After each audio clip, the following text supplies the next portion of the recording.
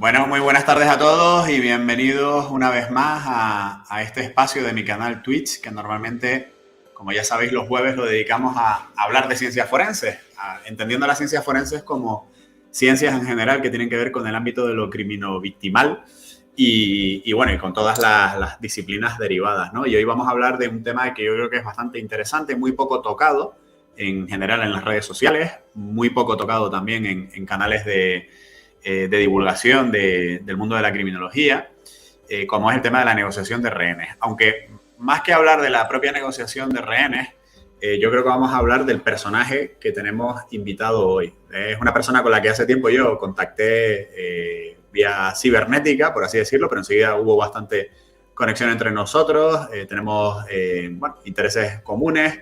Y yo creo que en general, posiblemente lo que nos ocurre es que somos unos apasionados de nuestro trabajo, ¿no? Él en su ámbito y yo en el mío. Y desde hace tiempo tenía ganas de traerlo aquí a una red social como el canal Twitch para que lo conociéramos, sobre todo aquellos de vosotros que me seguís desde España, tanto en esta red como los que me vais a ver o nos vais a ver luego en YouTube. Es una persona con vasta experiencia. Estamos hablando de que posiblemente haya sido uno de los negociadores de rehenes más importantes. Me gusta, que quiero pensar que de Iberoamérica, pero desde luego y sin ningún género de dudas de Argentina.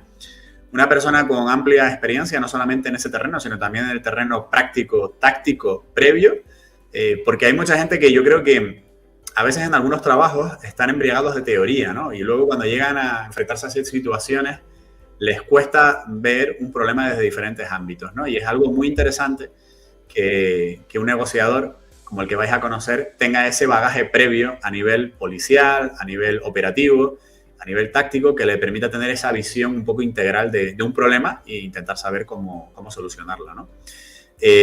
Bueno, pues sin más, tengo el honor de presentaros a todos vosotros a mi buen amigo, el mayor Miguel Sileo.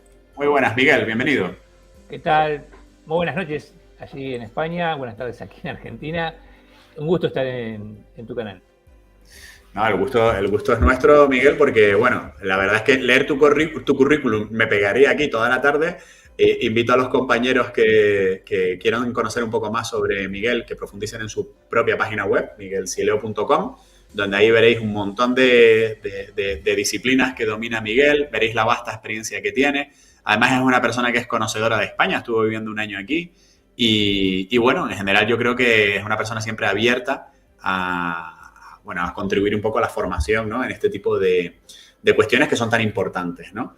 Miguel, yo no quiero marcar un guión, sino que simplemente hablemos con tranquilidad como buenos conocidos que somos, por lo menos, y que bueno, un poco yo te lanzo la primera pregunta de manera abierta, ¿no? Y que nos cuentes quién es Miguel Sileo, más allá de ese currículum.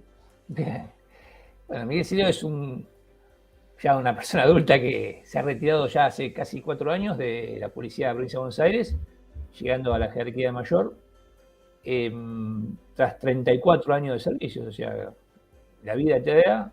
En los inicios, por curiosidad, ya por el año 1986, aquí en Argentina, previo a la llegada de 1987 del Papa Juan Pablo, quieren formar un grupo especial táctico dirigido a toma de rehenes, custodias VIP muy importante, y formar un grupo de personas que estén sumamente entrenadas, como los GOES o como la UAI, o sea, para que tengamos una comparación. Pero más bien llevado al eje americano, porque el instructor nuestro había viajado a Estados Unidos y había aprendido del SWAT. Así que bueno, me pareció interesante en ese momento un chaval, ¿no? Me pareció interesante la propuesta, así que accedí tras un curso muy intenso real. Ahora nos acordamos con los que ya hemos sobrevivido a los años y a la vida. Las cosas que hacíamos eran realmente locuras. Pero bueno, eso nos dio la posibilidad de aprender un montón de cosas, muchísimas cosas, que en sí después uno las va llevando a la práctica en la profesión misma. De curioso hice un montón de cosas, pasé a ser, por mi condición de buen tirador, pasé a ser el mejor tirador de la unidad, así que era el sniper en esas épocas. no me voy a comparar con los snipers actuales porque ahora son matemáticos, ¿no? Si un sniper sería faltar el respeto. Un sniper en la actualidad, más allá de tener la virtud o la cualidad de ser muy preciso con las armas, tiene que saber de un montón de cosas, de física, de climatología. Bueno, no, yo nada más tenía un fusil de cerrojo con una mira en cruz y a una distancia normal de un enfrentamiento policial que no excedía los 150 metros, acertaba. Entonces, era esa la virtud. Allá por el año 99, 1999, de curioso, me convocan a un curso como instructor en la parte táctica en la Procuración de la Corte de la Provincia de Buenos Aires, o sea, el Poder Judicial de la provincia, la Corte Suprema, donde iban a hacer el curso de especialista en resolución de incidentes, o sea, iba a ser el primer curso de negociadores, pero desde el enfoque judicial. Cuando leo el programa, me pareció muy interesante y salía un poco del eje mío, que yo lo mío era muy táctico todo, de erupciones, bueno. Y lo hice, o sea, me encuentro con un hermano de la vida, pero de servicio penitenciario, que también había sido comando de fuerzas especiales como yo, pero del segundo curso, y dijimos, escúchame, este curso está bueno, vamos a hacerlo, pero vamos a dictar las materias y las otras vamos a ser alumnos. Y así fue. Así que allá por el 99 yo ya había tenido el curso de especialista en resolución de incidentes. Pero jamás pensé en la vida que me iba a dedicar a esto, ¿no? O sea, yo seguía con mi tarea táctica. Debido a una lesión que sufro años después, el jefe, el comandante de la unidad, decide ponerme a hacer un trabajo para que haga algo y me pasa al equipo de negociadores. Contra mi voluntad, porque realmente lo mío era otra cosa. Y aparte una cosa rara, porque el negociador normalmente la carrera que hace es otra, o sea, no se mete en la parte táctica. Siempre estás muy separado, lo táctico de la negociación. Se puede ver, por ejemplo, en la masacre de Huaco, el enfrentamiento que hay entre los negociadores y la HRT. O sea, yo era un táctico primero, con toda la experiencia operativa, y paso a ser un negociador. Bueno, evidentemente... Miguel, hay una catarsis en ese momento ahí, a nivel personal, entiendo, ¿no? Porque cuando las circunstancias te obligan a cambiar el rumbo de tu vida, aunque luego, como veremos, encuentras allí también digamos, un foco de utilidad y un foco y te das cuenta de que... Por eso yo digo, por hacerte un inciso, yo digo que muchas veces nos pasamos la vida pensando que nuestra verdadera vocación es una cosa y de repente, por las circunstancias que sea, empezamos a hacer otra y se nos da bien y nos hace feliz. Entonces yo siempre digo que la verdadera vocación se descubre cuando uno es feliz con el trabajo que hace, ¿no? Hay gente que quiere ser astronauta toda la vida y el día que son astronautas son unos infelices, ¿no? Entonces entiendo que en ese momento hay un punto a nivel personal tuyo que yo creo que ahí tienes que cambiar el chip, ¿no? Que te costaría al principio. Claro, aparte, o sea, yo venía con una dolencia física que era una doble hernia disco de muy arriba, ¿no? Era poco probable la operación. Entonces estaba entre lo físico y, bueno, lo laboral. Así que, bueno, hasta que tengo mi primera situación con una persona que estaba trincherada con su familia. Y la resuelvo de la forma que no se tiene que resolver realmente, o sea, pues las negociaciones son por vía, como dice la palabra, la negociación. En un descuido de esta persona que estaba desequilibrada mentalmente, hago otra cosa que no tenía que hacer, o sea, rompía las reglas permanentemente. Estamos hablando del año 2003, 2004, no lo sugiero. En mi diplomatura digo, todo lo que yo hice estaba mal, no siga mis pasos. Y donde el hombre se descuidó, le saqué el arma, una Browning 9 milímetros, y bueno, y ante la vista de los superiores dijeron, che, este es bueno. Y ahí empecé unas seguidillas de negociaciones, donde, bueno, evidentemente me dio un score importante, a través de ahí hasta el 2015, una sucesión de situaciones de toma de rehenes, atrincherados, tentativas de suicidios, que superan las 60 situaciones, con 168 personas rescatadas, que ahí lo hace más increíble el tema. Víctimas ceros, por lo que he leído, ¿no? Víctimas ceros, exactamente. Víctimas ceros. O sea, eso es un score bastante importante. Y aquí estamos ahora retirados, dando clases y yo ya soy adulto, ya estoy en la recta de los 60 casi, así que tener proyectos a esta época, obviamente, no son los 60 de cuando uno era chico, los 60 cuando uno era chico eran personas ancianas. Ahora yo salgo a andar en bicicleta, a correr, a trotar, para que se entienda, porque estoy en Argentina Sí, y hay españoles, sí. y es otra vida de los 60, los 60 son los 40 de antes. Así que tener proyectos de esta época es genial, me parece. No, hombre, claro que sí, claro que sí.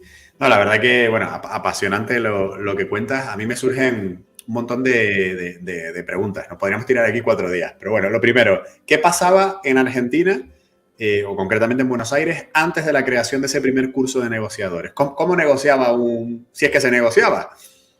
No, sí, o sea, nosotros, por ejemplo, tuvimos situaciones con toma de rehenes previo al 99, ¿no? O sea, la unidad donde yo pertenecía, que se llama Fuerzas Especiales Halcón, en el 2003 dictó su primer curso de negociadores policiales, pero ya en el curso de comando de Fuerzas Especiales, se dictaba negociación. De hecho, la primera situación que tenemos nosotros, que fue en la alcaldía de la ciudad de Mercedes, una toma de rehenes, la primera toma de rehenes, que fue nuestro bautismo de fuego, el comandante nuestro, bueno, hacía una cosa que era increíble, ¿no? Vieron que está en todas las historias de policiales, siempre está el policía bueno y el policía malo en los interrogatorios.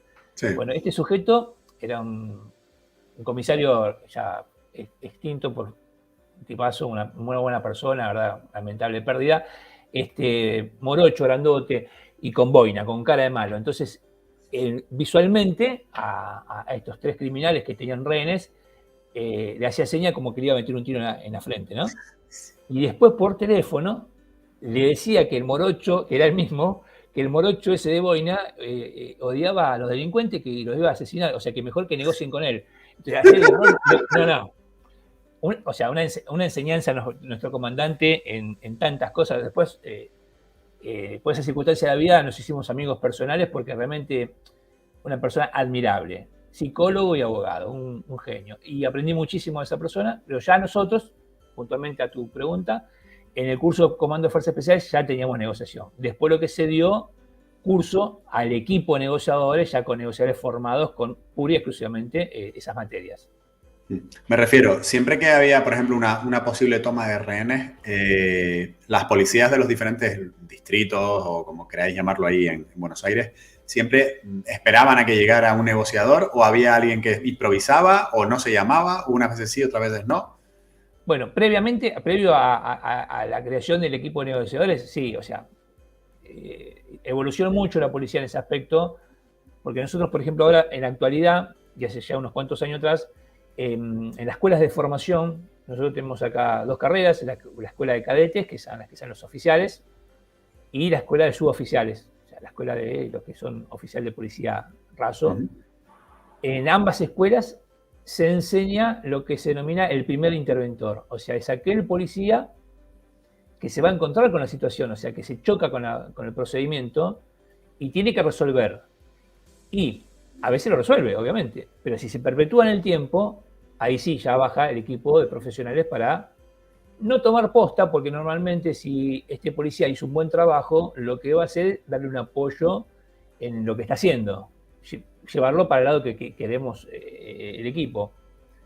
Y nosotros tenemos también un curso anual que es de entrenamiento policial, donde todos los policías tienen que pasar por distintas academias, distintos centros, para ver si están en capacidad de seguir en la función.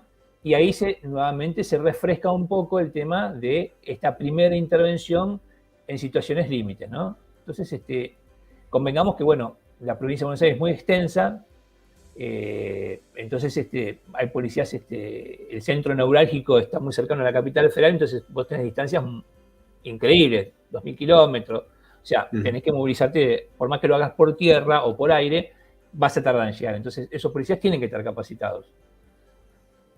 De esa forma lo manejamos. Tremendo, tremendo. ¿Cuál ha sido la negociación más complicada que has tenido, Miguel? En sí son todas complicadas, porque acá está la vida en juego, ¿no? O la que recuerdas a lo mejor que te llevó más energía. Sí, no, y la que hay disparos. La que hay disparos y la que hay niños, que me ha pasado las dos, ¿no? O sea, con niños y que me han disparado un montón de veces. Por suerte siempre fui hábil de saber ocultarme de algo bien duro. Recuerdo un sujeto en una localidad a unos 300 kilómetros, 200 y pico kilómetros de Buenos Aires, en la localidad de Tandil. Todo lo que yo cuento está todo en las redes, o sea, lo pueden buscar, así que primero que ya a esta altura de mi vida no voy a faltar la verdad, ¿no? Pero el sujeto en la localidad de Tandil.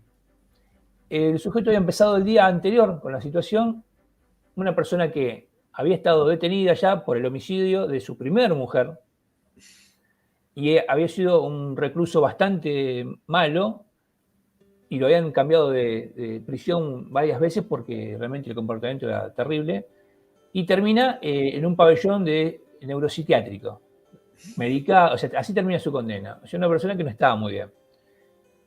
No sé cómo, pues esas cosas de la vida, conoce a una mujer y tiene unos hijos. Un día vino a la casa, una casa muy precaria, con 2 armas. Las puso arriba de la mesa y empezó a sacar cartuchos. Dijo, este para vos, este para vos. O sea, cada cartucho como que tenía un nombre, ¿no? Y estaba la mujer, el hijo que tienen en común y unos sobrinos. La mujer, sin dudarlo, o sea, ya sabía de dónde venía este sujeto, agarró la criatura más chiquita y se tiró por la ventana. Pero adentro quedó los sobrinos, que eran 2 chicos, iban de los 3, 4 años a los 11. No recuerdo bien la cantidad, si eran 6 o 7. Joder. Quizás estoy exagerando, 5, pero era una cantidad de 5 chicos, creo que era. Así empieza la situación. Entonces, nosotros, había transcurrido todo un día, nosotros llegamos de madrugada y el jefe, cuando llegamos al lugar, me dice, bueno, cuando amanezca, si no tiene respuestas, vamos a ingresar. Si uno no, o sea, siempre es la última alternativa, ¿no? O sea, nadie quiere ingreso porque por más prolijo que se haga el trabajo, por más que uno... Siempre hay alguna víctima colateral. Siempre hay un efecto secundario, un efecto colateral, como bien se dice, y hay un porcentaje que es aceptable, ¿no? O sea, que si, bueno, ante un error, remontémonos, por ejemplo, al Tratado de Moscú, ¿no? O sea, sí. hay un margen aceptable de fallecidos. Bueno, vamos a tratar siempre por la negociación de que ese margen no exista. Entonces empiezo y no tenía posibilidades de entrarle en la cabeza al tipo por ninguna forma, no me contestaba. O sea, si no te contestas, no tenés posibilidad de negociar, estás hablando con la pared. Entonces, en una especie de tormenta de ideas, brainstorming,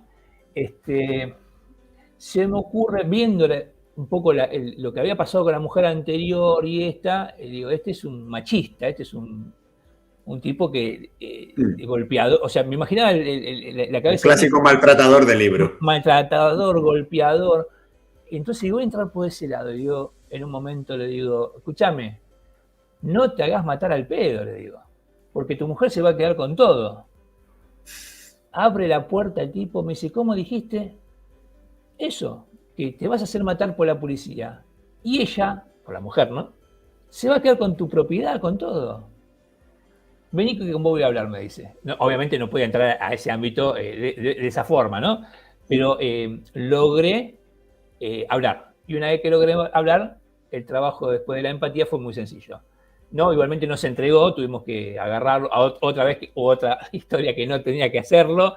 Entré al lugar que era un patio con el equipo táctico oculto y un secreto, ¿no? O sea, las armas las hice poner debajo de un suéter. Sí. Entonces, pues siempre, o sea, yo tenía todo un acting, decía, las armas me impresionan, ¿no? Entonces, ¿qué pasaba? El hombre para sacar un arma tenía que levantar el suéter y sacar el arma. Entonces me iba a dar el tiempo suficiente o para ocultarme, o para, depende de la distancia que esté, o para tirarme encima y tratar de desarmarlo. Nunca dejé, siempre interpuse algo entre las armas y yo. En este caso fue un suéter. Pero sirvió porque fue el tiempo suficiente que me dio para agarrarlo con el equipo táctico. Y bueno, ahí terminó esa historia, por suerte feliz. Pero esa fue difícil. Mucho estrés, los chicos. Cuando los secuestradores son personas con desequilibrios psíquicos, es más complicada siempre la negociación. Sí, o por alteraciones de alguna sustancia, ¿no? O por el alcohol. Porque no son ellos los que están realmente hablando. O sea, hay algo que los pone en esa situación que puede ser de valor, o sea, se pueden envalentonar por una sustancia, cocaína, sabemos que es un euforizante, ¿no? Por ejemplo, un ejemplo de podar, o en alguna etapa del alcohol. Entonces, ahí es complicado. Me ha tocado también con algún compañero con algún problema psicológico, Pero bueno, de ese no hablo normalmente porque al tratarse de un policía no... De hecho, en el libro que terminé hace poco ni lo nombro y fue una situación muy compleja. Pero sí, me tocó situaciones muy, muy difíciles con personas que tenían alteraciones mentales complejas. Y tuve quizás un poco de suerte también, ¿no? Porque a una persona que sufre esquizofrenia es difícil hacerle entender algo. Entonces ahí entra un poco también el factor suerte. O sea, decir la palabra justa o quizás porque acá hay todo una... O sea, cuando uno habla de la negociación en situaciones límite, no es solamente el don de saber decir o hablar o de empatizar con las personas. Va desde la vestimenta hasta la apariencia de la persona. O sea, yo tenía todo estudiado. Aquí en Argentina no es como en España. Aquí en esas épocas, ahora sí, pero en esas épocas el policía no usaba barba, por ejemplo. La barba tenía que ser, perdón, el bigote se dejaba y reglamentario, un bigote muy, muy fino. Sí, muy hitleriano. Sí, muy, muy de esa época mussolinesca, Sí. muy, muy de una cosa rara. Muy peronista, muy peronista. Claro, no se permitía. Entonces, ver un policía con barba no existía. Yo creo que fui el primer policía así. La barba que tengo ahora la tengo blanca porque soy el abuelito de Heidi, muy frondosa y cuando que tenía más cabello. Pero no era normal. Y la vestimenta no era, siempre iba de paisano, o sea, nunca uniformado, ¿no? Así que esto es un combo, no es solamente estudiar y tenés que estar. Pues creo que yo cuando a veces salgo del eje y miro bajo la lupa al personaje Miguel Sileo, descubro esas cosas, ¿no? Hago una mirada analítica sobre el hombre y veo, porque a veces uno no se da cuenta, ¿no? Pero es el centro de las anécdotas de la mesa del fin de semana de los amigos, porque, claro, bueno, es lo que pasa. Pero bueno, fue mi vida. ¿Y existen siempre reglas para todas las situaciones o hay una parte de improvisación que, digamos, forma parte de la receta del cocinero? O sea, quiero decir, todos los negociadores actúan más o menos igual ante la misma situación o el mismo secuestro o no, o luego hay diferentes escuelas, por así decirlo, ¿no? O digo, bueno, pues yo soy más intuitivo, soy más tal, hago esto, hago lo otro, en fin. Lo digo porque yo siempre, cuando te surge el tema de los negociadores, siempre recuerdo la famosa película esta de Samuel L. Jackson y Kevin Spacey, donde es un negociador precisamente secuestrando a una serie de gente, ¿no? Entonces, el primer negociador que mandan, antes de mandar a Kevin Spacey, es un tipo que empieza a hablar y el otro, el secuestrador, que como ya digo es un policía de negociador, empieza a corregirle, dice, no, nunca debes de decir no sé qué y tal. O sea, todas esas cosas son reales o realmente no tienen nada que ver con bueno, a ver, hay una parte de realidad y otra que es la otra historia, la mía. O sea, acá nosotros, el caso nuestro, el parámetro que se tomó fue el del FBI, no teniendo en cuenta las idiosincrasias de cada país. O sea, los latinos somos más sanguíneos en la vida. La sociedad anglosajona es más disgregada, o sea, están más distantes, o sea, ya del vamos hay una situación que es diferente. Claro. Por eso los negociadores americanos negocian desde lejos, desde un motorhome, desde un risky phone. Acá es face to face, cara a cara, mano a mano. Te quieren ver, o sea, si bien vos vas a hacer un lenguaje, o sea, vas a hacer una lectura del lenguaje corporal de esa persona también te está haciendo un lenguaje corporal. Entonces, hasta eso tenés que ser precavido. O sea, ¿qué quiero decir con esto? Vamos a suponer que estás negociando con una persona que se quiere quitar la vida. Y vos le estás diciendo que vos estás ahí para ayudarlo, que le importás como persona, como ser humano, qué sé yo, qué sé cuánto, y mirás el reloj. Uf. Ya está, se terminó tu negociación. Yeah. Porque inconscientemente le está diciendo, me quiero ir. Entonces, todo eso se estudia. Yo lo estudié de lo mío, ¿no? Entonces, no sé hoy cómo serán las reglas, pero en el caso mío, como dije al principio, y pido siempre disculpas, yo no era muy seguidor de ciertas reglas. Otras, una cuestión de supervivencia, obviamente que sí. Pero yo considero que como haber sido primero un elemento táctico en la unidad, y la táctica es como el agua, se tiene que moldear al recipiente donde va a ingresar. El agua no es rígida, es algo que se moldea. Si pones un tazón, toma la forma del tazón. Si pones una botella, o sea, y esto es así, cada circunstancia es única. Entonces uno se va a tener que amoldar. Es mi pensamiento, yo no soy el dueño de la verdad, siempre lo aclaro, ¿no? Pero a mí me resultó. Tremendo. Y el tema te lo digo porque antes lo mencionaste un poco de soslayo, ¿no? Aquí en España es curioso, aunque se habla poco de ese tema, hay bastantes suicidios de gente que o bien son militares o bien han sido policías, y de hecho no se suele dar mucha prensa porque es como dar mala prensa de ese tipo de cuestiones, ¿no? Es complicado cuando te encuentras en una negociación, sobre todo enfocado a alguien en relación al suicidio y que a lo mejor pues ha sido un policía, ha sido un militar. Eso para ti te supone algo más difícil, es más sencillo, no tiene nada que ver, no se te ha dado tanto. Mira, una particularidad sobresaliente en esto, ¿no? La situación pasaba y yo cuando llegaba al lugar, en mi cabeza la persona ya estaba muerta.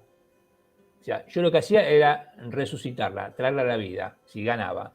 Entonces yo ya del vamos no iba con el peso de que se mate. Vale. O sea, ¿entiendes? Entonces, es como sacarla de las fauces de la muerte, ¿no? Y yo tenía bien claro que yo era la solución, no parte del problema. Eso es otro tema importante. Porque muchas veces uno se mete, sobre todo cuando hay personas cercanas, ¿no? O cercanas quiere decir que es un compañero, un policía. Uno se mete en la piel del compañero y sin querer está abandonando su entorno donde realmente es donde tiene que estar. Y se solidariza en esa situación y ya pierde el eje. Yo lo he visto, ¿no? A mí no me ha pasado, lo he visto. Lo he visto en una situación previa a que yo llegue, donde un policía con una mujer suicida, el hombre entra al ámbito donde estaba esta mujer suicida, ella le empieza a contar su drama, y el policía llorando cuando llegamos nosotros, o sea, estaba realmente en un estado terrible de pena, y no entendía lo que nosotros decíamos, que salga, porque él no podía solucionar nada de adentro, porque ya era parte del problema. Claro, entiendo que no cualquier persona sirve para negociador en cuanto a sus características de personalidad previas a formarse como tal, ¿no? Tal cual. Tiene que ver algo con lo anterior, como yo bien digo, con lo anterior. O sea, si yo no hubiese nacido donde nací y si no hubiese pasado por las cosas que pasé cuando yo era niño o cuando era adolescente, quizás no hubiese sido la historia mía. Mucho tiene que ver. Yo nací en un lugar muy complejo, muy cerca de chabolas, como se dice en España, que se llaman villas. Mis compañeros de la vida eran todos delincuentes. Yo estaba, siempre digo, más para arriba de la mano que para alto policía. Pero la educación primaria que me dieron mis padres dejaron que eso no suceda. Yo a los 18 años me metí, sin ningún antecedente familiar ni nada, yo me metí en la escuela de policía. Y ahí cambié totalmente mi vida. Así que cuando a mí escuchan y dicen, sí, pero en el ámbito que se desenvolvió, sí, eso es importante, pero más importante es esa primera educación que da la familia, ¿no? Entonces yo creo que si todas esas cosas no hubiesen pasado en mi vida, quizás yo no hubiese logrado empatizar tan fácilmente. No digo que hubiese sido fácil, porque nunca me fue fácil, pero no hubiese logrado la empatización con delincuentes. Nunca hablé como policía, excepcionalmente cuando hablaba por código QR, porque tengo que hablar, pero nunca se me pegó el término policial, que a veces sabemos que suele suceder en los compañeros que están hablando de forma policial, inconscientemente, porque la labor y la vorágine diaria hace eso, ¿no? Sí, incluso hay gente que parece que quiere que todo el mundo sepa que es policía o que es militar 24 horas al día, aunque no esté de servicio, ¿no? Es como, no, yo quiero que además se sepa, ¿no? Y que como que necesitan esa reafirmación. Has comentado mucho, has utilizado mucho la palabra empatizar. Esa es la clave de la negociación, Totalmente, empatizar. totalmente. Si o sea, a mí no me tiene que agradar lo que está haciendo la persona o porque llegó ahí, porque quiso robar un banco. Lo que yo tengo que entender es la situación que está pasando. Y él tiene que entender cuál es mi función. Entonces, al empatizar, puedo lograr de alguna forma un cambio de actitud. Y poder meterle alguna idea que sea la más sana para, en el caso de ellos, de que se entreguen y le pongan su actitud, ¿no? O sea, que salgan. Pero si yo no logro romper y entrar y hacer un vínculo, es imposible, porque ellos van a ir por un lado y yo voy a ir por el otro. Por eso hay algunas cosas del manual que sirven, ¿no? Hay algunas cosas, obviamente, ¿no? Hay algunas cosas que, o sea, nunca ponerse en la posición policial. Pero bueno, como dije al principio, pues si vos vas uniformado, con una boina grande o con un chaleco con un montón de medallas, el problema es con la policía, o sea que vos ya sos un problema, o sea, no te van a ver como la solución. ¿Entiendes? Ya, entiendo. ¿Cuánto hay en el Miguel Sileo negociador, cuánto hay de libro y manual y cuánto hay de propias experiencias personales o familiares o digamos, impresiones personales en general o de carácter? O sea, ¿cuánto hay de... ¿Cuánto te has tenido que reconstruir para llegar a ser negociador? ¿Poco o mucho? Mira, te lo voy a contestar de la siguiente forma. O sea, cada procedimiento es como una huella dactiloscópica. O sea, vos llegas a un lugar, te encontrás con una situación que puede ser similar a otra, pero diferente, ¿no? O sea, tú pasas un escenario criminal, puedes encontrarte con algunas similitudes de algo que has estudiado, pero evidentemente cada procedimiento es único. Acá va mucho de la rapidez mental y no tener focalizado la idea lineal, o sea, focalizarte linealmente para la solución. Tenés que abrirte mucho más y ser más abarcativo en las posibles soluciones. O sea, un día vamos a remontarnos un poco, año 2003, en Argentina, acá la ley de igualdad de género salió recién en el 2012. Ustedes fueron un poco más avanzados, yo hice un curso en el 2005, ya se hablaba de género, se hablaba de violencia familiar, pero no había todavía aquí en Argentina reglas, fíjense, 10 años después estoy hablando sobre acá los transexuales eran parias, tenían que prostituirse para sobrevivir. Entonces, vamos a situarnos en esa época. No existía internet de la forma que existe ahora, ni las comunicaciones sean por un teléfono, bueno, tan virtuales como ahora. Llego a un lugar donde hay un sujeto, un chaval, con un cuchillo tramontina, un cuchillo de serrucho para comer. Sí. Dentro de un locutorio, en un box de un locutorio, que se quería suicidar, se quería cortar las venas. Era cerca de una fecha de los enamorados. Hace muchos años ya, la verdad que a veces se me pierde la idea en la cabeza, ¿no? De tantos años. Ya un policía había tenido intervención con él y le explica que el problema radicaba que él se sentía que la familia no lo apoyaba en su relación. Hasta ese momento esas eran las palabras. Que estaba de novio y que los padres, por ser muy mayores, no querían la relación que él tenía. Cuando yo llego, que pasó una hora y pico que empezó la situación, ahí nos cuenta que su relación era con un transexual. Entonces cambió totalmente el eje, ¿no? O sea, papá, todavía la policía ni hablaba de estos temas, vuelvo a contarlo, o sea, lo que se hablaba en ese momento. Seguro que dijeron, pero eso tiene que ser cosas de maricones, ¿qué vamos a hacer nosotros? Una cosa muy extraña. Ya. Entonces, ¿cómo entras en la cabeza de este tipo? Claro. Y por allá arranco y le digo, ¿vos viste la película El juego de las lágrimas? Vos mirá por qué lado arranco. O sea, vos fíjate el pensamiento lateral que yo tuve en ese momento. ¿Vos viste la película El juego de las lágrimas? Para el que no la vio, es una película de los años 80, donde se trata precisamente de eso, de una persona que se cree que enamora de una mujer y resulta ser un hombre. Pero él se enamora de la persona. Y de ahí sale, en esa película se nombra la fábula de el escorpión y la rana, porque nadie puede perder la esencia de lo que es. Entonces, claro, si la esencia de esa persona era enamorarse de esa, o sea, era pelear contra algo que no es natural. Y le cuento la película al sujeto. Y le termino contándole la fábula de la rana y el escorpión, y digo, vos no te puedes, por más que hoy estés acá llorando y que vos no puedes perder la esencia de lo que sos. Vos te enamoraste, me acuerdo, Nicole se llamaba el transexual. Y el hombre se puso a llorar, largó su cuchillo y se entregó y listo. Pero a eso es lo que me conté esta anécdota, porque hablando de lo que es el pensamiento lateral, ¿no? O sea, no focalizarnos solamente en el problema de forma frontal y buscar la solución, la normalita que buscaría cualquiera. A veces la solución viene por otro lado, que no tiene nada que ver con lo que está sucediendo. Hay mucho de trabajo intuitivo también cuando estás en una negociación. Sí, y de saber escuchar mucho. Acá más que saber hablar, hay que saber escuchar, porque a veces en el discurso de la persona hay algo, por más que sea una mentira quizás, porque a veces estás negociando una situación con toma de rehenes y el delincuente te está mintiendo, pero detrás de cada mentira siempre hay algo de verdad. Entonces hay que saber muy buen escuchante sería, ¿no? Saber escuchar. Al fin y al cabo, hay mucho de psicología, ¿no? En el tema de las negociaciones y en lo que has estado hablando, ¿no? Y todos los comentarios, las anécdotas que nos has mencionado. El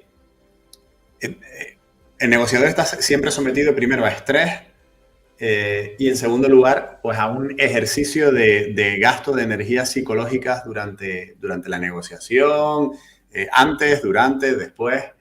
Eso luego pasa factura. O sea, realmente, como ocurre en determinado tipo de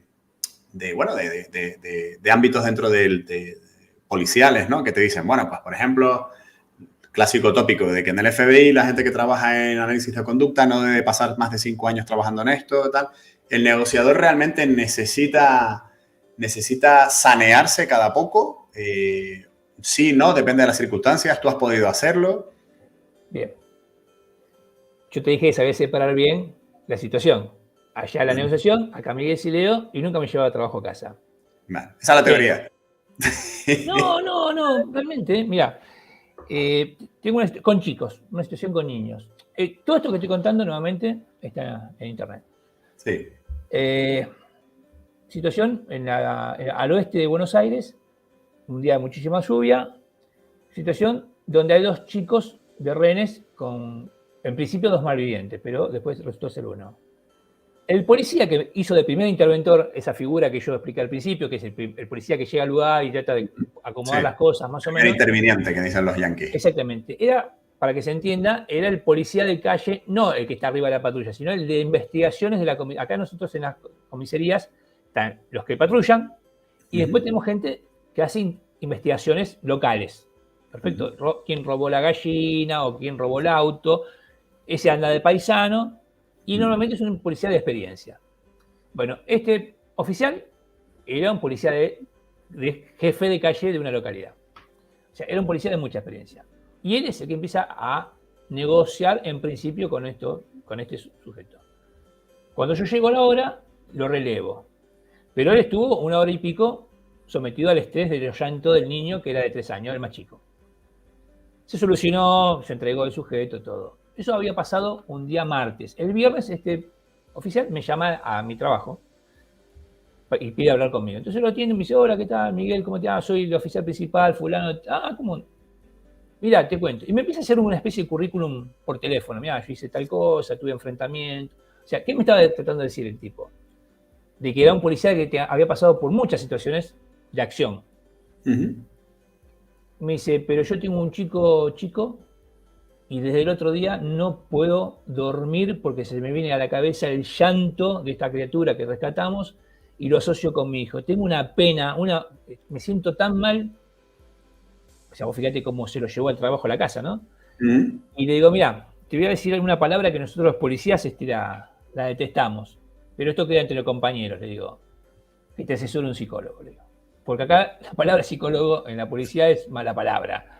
O sea, ir al psicólogo ya estás chiflado, ya te sacan del campo, ya te mandan a un lugar. Dale el arma. Sí, ya está, o sea, y a veces no pasa eso, a veces con la escucha de un profesional te soluciona el problema. Entonces, digo, yo tengo un amigo que es muy bueno, lo recomendé, me llamó a los 3 meses, me agradeció un montón y ya está, listo el problema.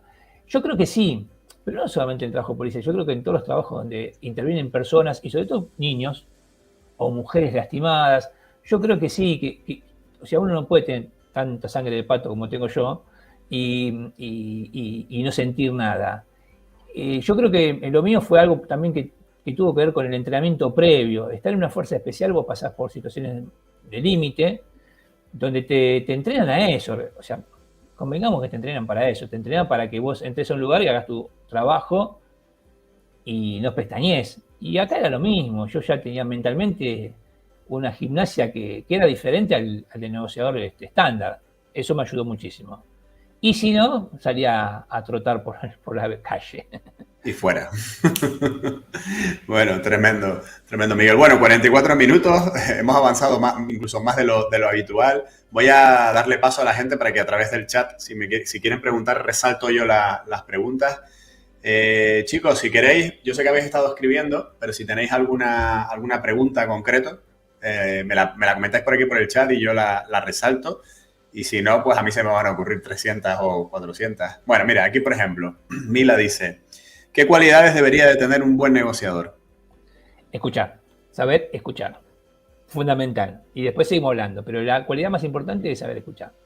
Y tratar, o sea, salir del eje del policía, o sea, no tener un prejuicio, porque si vas a negociar con un delincuente, y ya vas con el prejuicio de que es un delincuente y vos sos policía, ya estás poniendo una pared vos mismo. Así, ahí no vas a poder nunca generar la empatía. Bien. Es curioso, ¿no? Es curioso, pero yo creo que tenemos un poco un tópico de eso, ¿no? Del negociador parlanchín, ¿no? Del televisivo que vemos, que está hablando, que esto, que lo otro, que tal, que cual. Por ejemplo, siempre que digamos, el secuestrador, vamos a llamarlo así, el secuestrador o el que ha tomado rehenes pide una cosa, ¿siempre hay que pedirle algo a cambio o no? Bueno, ahí vamos a entrar en una zona gris, ¿no? Porque el manual te dice que vos, ante una demanda, depende cuál sea la demanda, o sea, si te pide un chaleco balístico, no se lo vas a dar. Perfecto. Nunca me pasó, o sea, me han pedido chaleco balístico y le he dicho que no, ¿no? Pero yo voy a una ecuación. Si yo tengo 100 rehenes, y el tipo me dice, yo te libero 99 rehenes a cambio de un chaleco balístico, le doy el mío. ¿Se entiende, no? Sí. Entonces, por eso te digo, hay que estar en la situación, ver cómo es no ver la foto, sino la película completa y decidir sobre la marcha. He escuchado aberraciones, por ejemplo, una vez que habían pedido chaleco, un trasnochado, un policía trasnochado, seguramente, no puede ser de otra forma, dijo, vamos a sacarle el Kevlar y le ponemos cartón, dice. Entonces, cuando se lo pone, sabemos que no. Y digo, bien, buenísimo. Y si le pone el chaleco a una víctima y le dispara para ver si está bien, nosotros matamos a la víctima. ¿Se entiende? Otra vez, otro trasnochado dijo, vamos a ponerle algún somnífero a la gaseosa que están pidiendo. Yo soy el que está adentro, destapo la gaseosa, sirvo un vaso, se lo doy a una víctima y me quedo 15 minutos a ver qué pasa. O sea, no tenemos que subestimar a las personas que están adentro, son estúpidas. Entonces, siempre ponerse en el lugar del otro desde siempre pensar mal. ¿Qué podemos hacer para que esto no suceda? Por ejemplo, mentir. O sea, vos, si vas a mentir, tienes una mentira que sea sustentable en el tiempo. O sea, no puedes decir una mentira, va a venir Dumbo volando y te va a sacar de ahí adentro. Sabemos que eso no va a pasar. Me ha pasado de que llegar a una situación con rehenes, con un muerto ya, un vecino que en el enfrentamiento armado había fallecido de un disparo. Y el sujeto que yo estoy hablando había estado 18 años preso, había salido hace 3 meses y me decía que ya había matado uno, matar a uno, matado a 3, ya lo mismo, me decía. Entonces, lo primero que tuve que hacer yo es resucitar al rehén. Al fallecido. Sí, sí, sí. Entonces, ¿cómo resucito al fallecido? Lo primero que hice es hablar con los canales de televisión, que saquen esa placa que decía un muerto. Porque la estructura de la mentira tenía que empezar por ahí. Y después la actuación mía diciéndole, una cosa, la persona está mal herida, no falleció. Entonces le minimicé el delito que había cometido y ahí empezamos a negociar realmente. Pero todo de acuerdo al eje de lo que estamos hablando y dentro del ámbito que podamos manejar. O sea, no podemos decirle, Es una Es anécdota. curioso, es curioso porque lo que acabas de explicar es lo mismo que ocurre en la película de Los Intocables de Elliot Ness, pero a la inversa, que es Ya, cuando Sean Connery coge al muerto y le dice, ¿qué, hijo de perra? ¿No quieres hablar? Pues ahora verás, ¡pum! Y le vuelan los sesos al muerto. Y entonces el otro, el contable, empieza a cantar todo lo que sabe y tal. Y bueno, tú me hiciste acuerdo, lo sí, mismo, sí, pero al revés. Él mató a un tal cual. muerto y tú lo resucitaste, Lo ¿no? tuve que resolver por el vecino que estaba en el lugar que no tenía que estar en el momento menos indicado. Vaya Dios, madre de Dios, tremendo. Bueno, oye, una cosa que yo te quería preguntar antes de que termináramos. El tema de las películas, que he visto por ahí en tus perfiles de Facebook, que se ha rodado una película que tiene algo que ver con un secuestro donde tú participaste, has estado un poco asesorando, te has sacado fotos con el que hace de ti en la película. Nos hicimos amigos. No, es muy raro todo, ¿no? Acá en el año 2006 hubo un hecho, un robo increíble, que unos sujetos entraron a robar un banco y habían hecho un túnel un año antes que Okay. daba a los fondos del banco, o sea, a la parte de abajo del banco. Habían sobrepasado placas de metal, cemento armado, o sea, hicieron un trabajo arquitectónico previo al robo del banco. Entonces ellos robaban el banco, tomaban rehenes para ganar tiempo, para romper las cajas de seguridad y fugarse por el agujero donde, oculto la vista nuestra, obviamente. Si yo podría ver a través de las paredes, no me hubiese dedicado a ser negociador. Sería oler Tendrías una capa realmente. roja No, pero que claro. pondría Super Y Sileo. a veces me dice, pero vos no no, a ver, yo no pienso, o sea, no veo el futuro. Si yo vería el futuro, estaría con un turbante leyendo las cartas y estaría lleno de dinero. Entonces se escapa. Y bueno, se le llamó El robo del siglo. Entonces hicieron libros, docuseries y una película que fue muy exitosa, donde trabajaban actores muy conocidos aquí en Argentina. Y en principio los productores me ubicaron para que los asesore técnicamente, porque bueno, tenían que representar los actores miembros de las fuerzas especiales. Y después, quizás por mi personalidad, que soy medio histrónico, ya me pusieron como actor, y así que hice varios cameos. Obviamente no se ve mi cara porque estoy disfrazado de fuerza especial. Y bueno, pero soy de Sniper, por ejemplo, de la película. Y me hice muy amigo del actor. Tenemos relación bastante seguida, nos hablamos y nos saludamos familiarmente. Así que es muy increíble verse a uno mismo en la televisión o en el cine. Y esto me generó un montón de cosas. Primero que me hice visible, o sea, este hecho, que para mí fue un hecho más en la cantidad que tuve, pero como fue tan fabuloso el sistema del robo que hicieron, me hice visible. Y claro, todo el mundo sabe que había una toma de rehenes y había un negociador, pero nadie sabía la identidad del negociador. Era como Batman, todo el mundo sabe que existía Batman, pero Bruno Wayne nadie sabía. Bueno, acá conocieron que había un negociador y que se llamaba Miguel Sileo. Y ahí empecé a tener un reconocimiento público. Esto que conllevó a entrevistas en distintos medios de televisión, internacionales, participé en series americanas, contando este hecho importante. Dentro de poco voy a salir una plataforma, no la puedo decir porque todavía no salió, pero muy importante inglesa, y libros y bueno, un montón de cosas que no vienen al caso, pero que hacen de repente algo diferente a lo que realmente pasa en la policía, que aquí en Argentina no está tan bien vista, y que uno haya llegado quizás al reconocimiento público y que en una sala de cine, donde yo fui como cualquier paisano a ver la película el día del estreno y termine siendo aplaudido y ovacionado, es de ciencia ficción. Entonces ahí uno realmente pasa a ser como una especie de embajador de los compañeros, ¿no? O sea, para que vean que existe un montón de policías que son buenos, que no todos son los que parecen en las películas o que a veces la mala prensa hace de la policía. ¿La película se puede ver ya en alguna plataforma o algo? Sí, ya llegó a España hace mucho, se estrenó hace 2 años ya. Y la docuserie está en Netflix, se llama Los Ladrones, y la película se llama El robo del siglo. Así que el mes próximo, si Dios quiere, vamos a estar largando el libro, que se llama Miguel Sileo, negociador de rehenes, ya está en la editorial, un libro de 446 páginas, con un montón de anécdotas. Así que ahí lo vamos a... Ahí se van a divertir un poco. Cuando lo saques volvemos a hacer un directo a lo mejor, o bueno, lo compartimos en las redes, el link de compra, lo que sea, que es muy interesante. Buenísimo, te agradezco mucho, Félix. Para que la gente lo conozca.